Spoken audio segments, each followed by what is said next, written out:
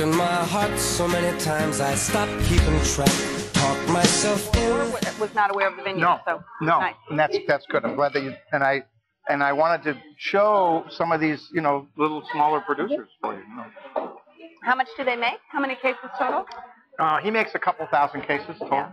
Okay. Some of the wines he only makes 100 of this and 200 of that. And, right. You know, it's all pretty much handcrafted, small production stuff. Yeah. Yeah, we love it, and everything he's been producing has been a hit.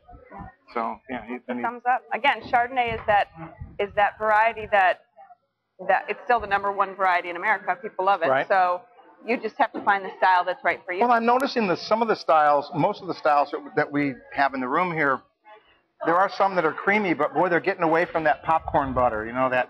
Well, yeah, that as they should, and go, you know, because Chardonnay really is such a mutable variety. It takes on, you know, the place it's grown, the hands that make it. Right. So much of that affects what Chardonnay is. Right. And so you can have beautiful Chablis, and you can have, you know, just this searing, high acid, yes, 38 double D kind of Chardonnays.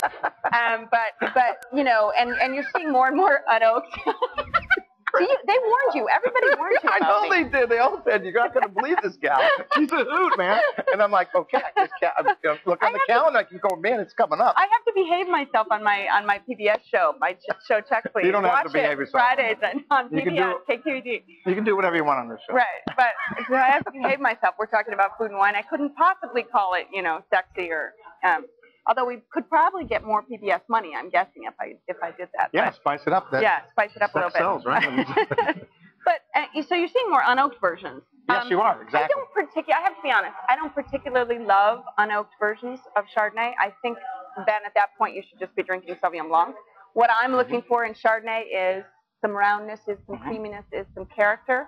It's just about, as Jack was saying, it's about balance. Right. It's about, you know. I agree. Finding that mixture between the creamy and the aromatic with the freshness. But what I'm seeing too is I'm seeing some producers. We have one in the room, Bono, and he has. Bono's here? Oh my God! Yeah, hey, come on, we're famous. You didn't tell me. We're famous. We got all the famous people in. Yeah, and he makes one. You're so bad. He makes one. BONNEAU, I believe it's spelled right. The winery. Yeah.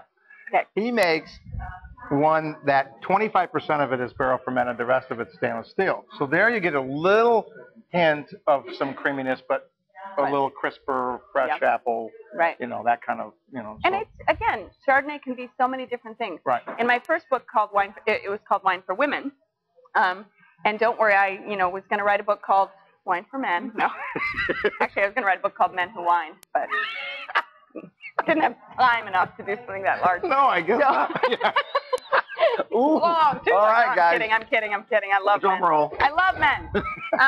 So, I basically call Chardonnay, I build the essential wine wardrobe in that book, and I call Chardonnay the basic black of any wine wardrobe, because you can have so many different styles, you can have so many different, and we still keep buying it. We love it because it's flexible and, you know, and that's really